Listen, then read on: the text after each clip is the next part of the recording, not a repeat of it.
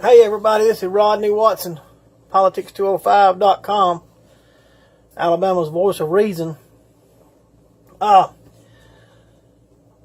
This is going to be one of the final videos of this campaign here. The election's next Tuesday. I don't know if it's going to be this final one, but this thing's coming to an end, obviously. Now, Politics205.com, I've got some plans about it after the election. No matter how the election turns out, we've got to keep working for District 3. If I win, we've got to keep working. We still got to go to November. There could be a write-in candidate, but we've still got to fight. But if we're not successful, we've got to keep fighting for District 3. Now, people's asked me about... Excuse me, I'm still fighting asthma. I took my last steroid yesterday. That seemed to be happening.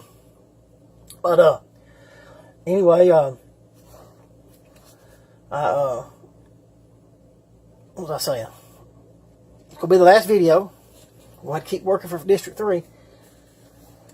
But I'm also going to have to go to work after this election. I'm going to probably have to go up north and work a little while. We've, like I say, got to go to November.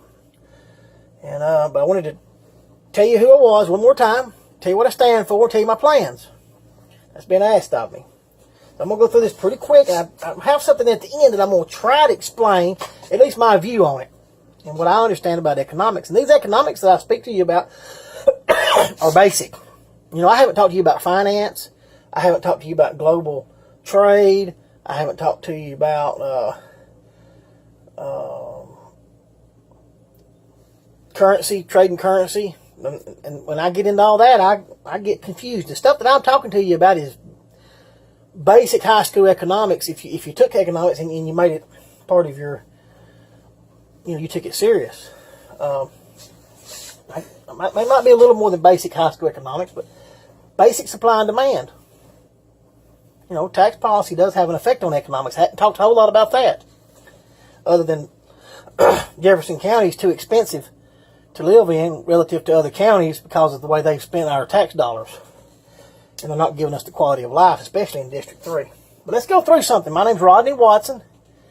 I'm a candidate, again, for the District 3 County Commission seat, Jefferson County, Alabama. I am a Republican. I'm going to mark stuff off as I come down through here because I got to use the board at the end. But I'm a Christian. I'm a Christian. I believe in salvation by faith, not by works. I believe works follow your faith. But I also believe Jesus had to turn over a few tables in the temple. He had the right to do that. I think it was righteous indignation. I think as the body of Christ, we're supposed to have righteous indignation about some things. But he also was a forgiving Christ. We're supposed to be forgiving. He forgave the woman of adultery. They was going to stone her and put her to death. That was the law. And he told them whoever's without sin, they can cast the first stone. But you got to understand about that.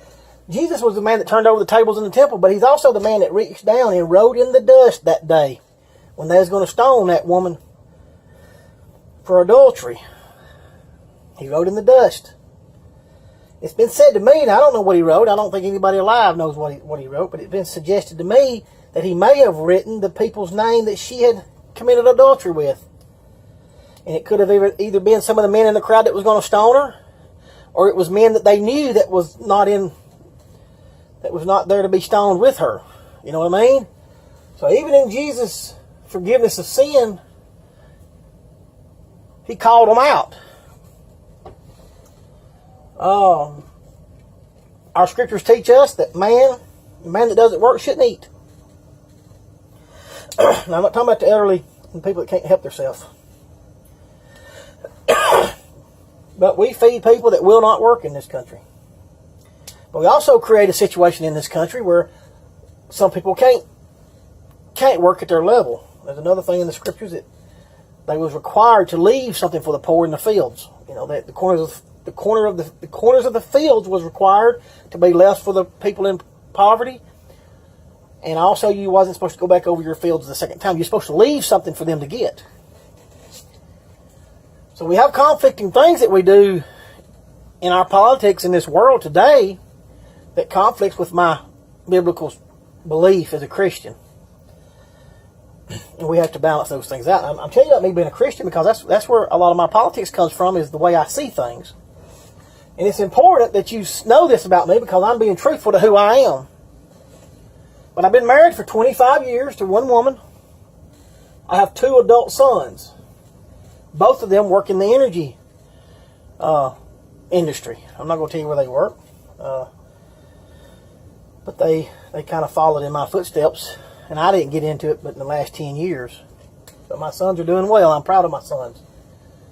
I've been primarily a contractor before I got into the Boilermakers and the pipeliners. Did plumbing work, built some houses. My daddy was a contractor. I had a successful run at installing septic tanks for about 13 years. I liked it, and then I got burnt out. My daddy was a successful builder. Like all kind of construction work, you're still a contractor, and you've got to fight the weather and the taxes and employees and all this kind of stuff. And the contracting business is tough, but it was good to us. We made a good living. We did a lot of hunting and fishing. My daddy was a deer hunter now and a fisherman.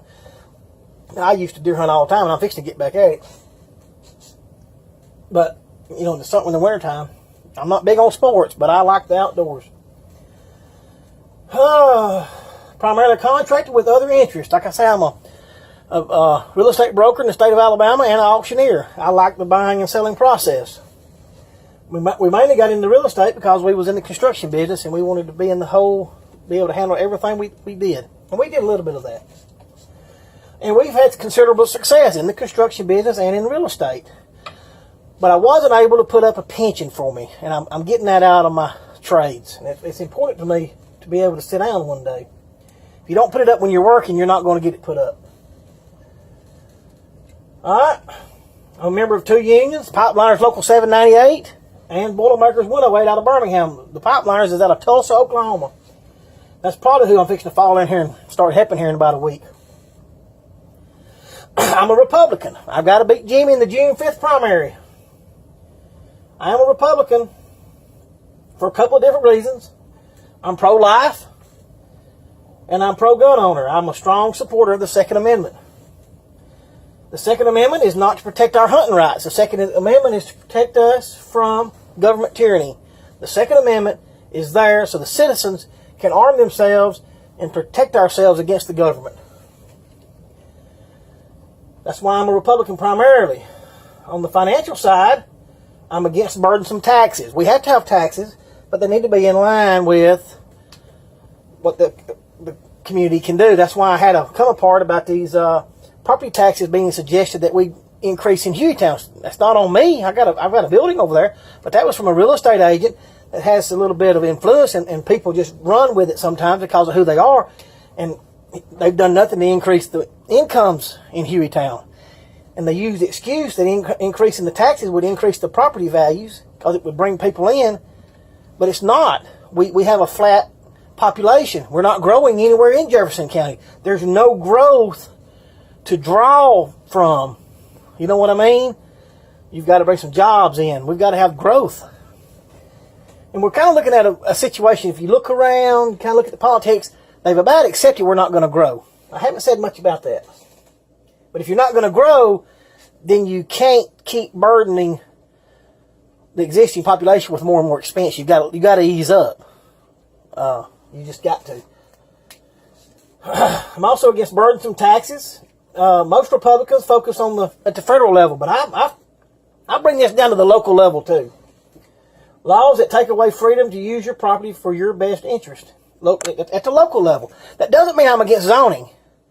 I am against buying a piece of property that is zoned for a particular use, and you go to use it for that, and the politics in the community stops you from using it for that. This is going on in the city of Birmingham. The city of Birmingham does this all the time.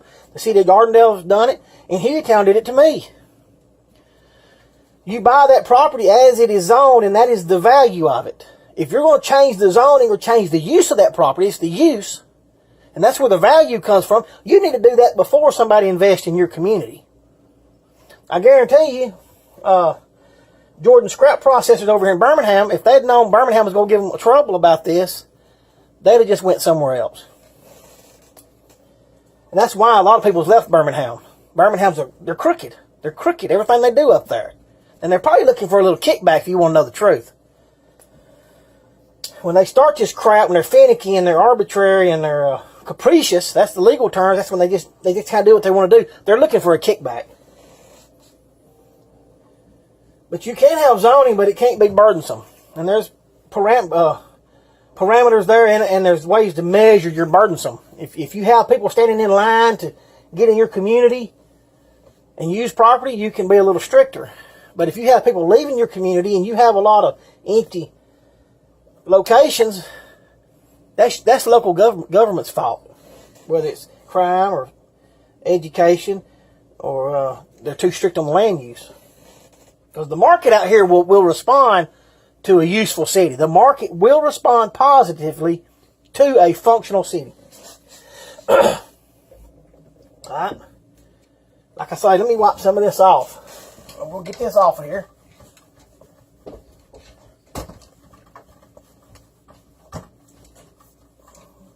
Alright.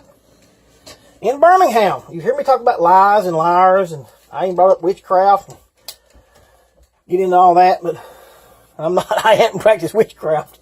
But manipulating people's emotions through lies is part of a study I did on the tools of Satan. And in that study, that's referred to as witchcraft in the Old Testament. Anton LaVey, the founder of the Satanic Church, he built a whole study around lesser magic that manipulates people's emotions. Greater magic is when you form organizations and you control a community through lies, but you get everybody kind of support it because you got all these big name people supporting it. And we call it marketing in today, or sometimes it's called collusion, but it's marketing. It's called schmoozing. It's called being in a clique. But when you get into it, you break it down. It's controlling people about things that's not true in a way that's not really functional, and then it breaks down society. So, but lies are the problem in Birmingham. Lies. Birmingham has a severe problem, and Jefferson County, with lies and not being able to recognize lies. That's why it's been so important that I've been 100% honest with who I am. See, I'm asking you to buy a product. When you're voting on me, you're buying a product come June 5th if you vote for me. And it's important that you know that product, and you know how I'm going to behave. Now, you really don't know how I'm going to behave in a meeting because you haven't seen me in that. And I've told somebody that I'm going to behave accordingly, and he asked me, so you're going to change who you are? And I said, no, I'm not going to change who I am, but you don't behave the same way in church that you do on the ball field. You know what I mean? There's ways that you're supposed to behave according to the venue. You know, I guess you want to say that, or you're in a courtroom, or you're at church, or you're in Sunday school, or you're out here on the field, or you're at a boxing match. You know what I mean? There's different ways we're supposed to act. It doesn't mean that it changes who we are. But lies are the problem in Birmingham. I'm not going to lie to you. This is why I've been 100% honest and as transparent as I can be. I wish we could sit down and go eat together, and I may put out here, not maybe the next day or two, that I'm going to Cracker Barrel or something, if y'all like to come down there. We'll sit down and eat and let you get to know me that way. But I'm just like everybody else. But you've got the right to choose. I want you to choose a product based on the honest sales pitch, what I've given you. That's being respectful to you as the voter. It's disrespectful to put a suit on, go around shaking hands and never say anything, and give an image that I can't back up. Alright?